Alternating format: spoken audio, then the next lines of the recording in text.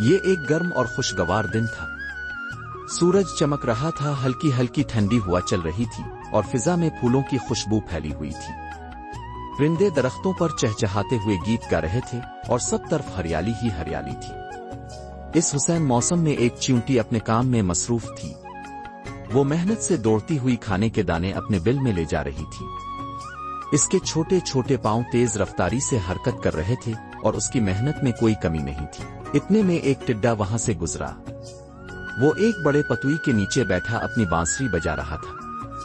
ٹڈے کے چہرے پر خوشی کے آثار تھے اور وہ مزے سے گنگنا رہا تھا۔ ارے چیونٹی، ٹڈے نے چیخ کر کہا، تم اتنی محنت کیوں کر رہی ہو؟ یہ دیکھو کتنا پیارا موسم ہے۔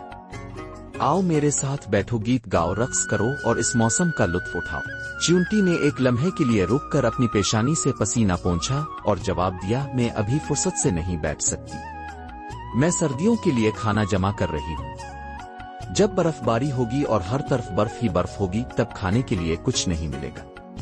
اگر میں آج محنت نہ کروں تو کل بھوکی رہ جاؤں گی۔ ٹڈے نے زور سے قہقہا لگایا اور بولا، سردیاں تو ابھی بہت دور ہیں۔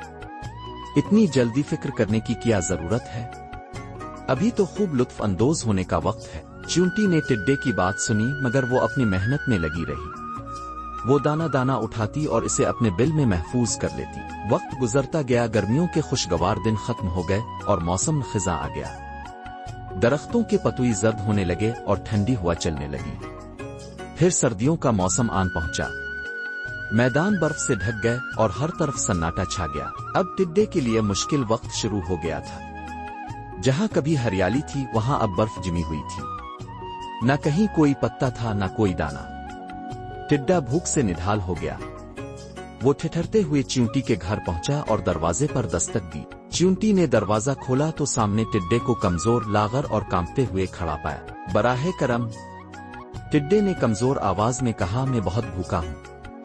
کیا تم میرے ساتھ تھوڑا سا کھانا بانٹ سکتی ہو؟ چیونٹی نے افسوس سے سر ہلایا اور بولی، میں نے تمہیں گرمیوں میں خبردار کیا تھا کہ سردیوں کے لیے تیاری کر لو، لیکن تم نے میری بات پر دھیان نہیں دیا۔ جب میں محنت کر رہی تھی تم کھیل کود میں وقت برباد کر رہے تھے۔ ٹڈے کی آنکھوں میں پچھتاوے کے آنسو تھے۔ چیونٹی کو اس پر ترس آیا۔ چلو ٹھیک ہے، چیونٹی نے کہا، میں تھوڑا سا کھانا تمہیں دے دیتی ہوں، لیکن یاد رکھنا کہ آئندہ وقت پر محنت کرنا بہت ضروری ہے۔ ٹڈے نے شکرگزاری سے کہا، میں نے سبق سیکھ لیا ہے۔ اگلی بار میں بھی تمہاری طرح محنت کروں گا تاکہ سردیوں میں پریشانی نہ ہو۔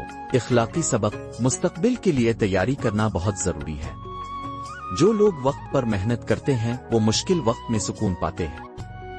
صرف کھیل کود میں وقت برباد کرنا بعد میں پچھتاوے کا سبب بن سکتا ہے۔ پیارے بچوں، یہ تھی آج کی سبق آموز کہانی۔ امید ہے کہ آپ نے بہت کچھ اس کہانی سے سیکھا ہوگا۔ اگر ویڈیو پسند آئی ہے تو ویڈیو کو لائک شیئر کرنا مت بھولیں۔